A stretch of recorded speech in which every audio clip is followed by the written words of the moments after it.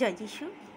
যিশু নামে সবাইকে আমার চ্যানেলে স্বাগত জানাই। প্রভু যিশুর প্রেম, শান্তি, আনন্দ সবার জীবনে আশীর্বাদ নিয়ে নেমে আসুক এই কামনা করি। আজকে ঈশ্বর উপস্থিত করেছেন যে মথিলিখিত সুসমাচার 28-এর 18, 19, 20 পদ।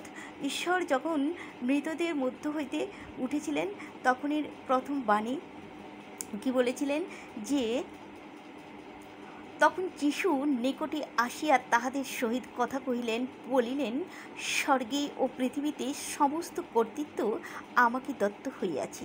অতএব তোমরা গিয়া সমুদয় জাতিকে শিষ্য করো, পিতার ও পুত্রের ও পবিত্র আত্মার নামে তাহাদিগকে বাপ্তাইজ করো।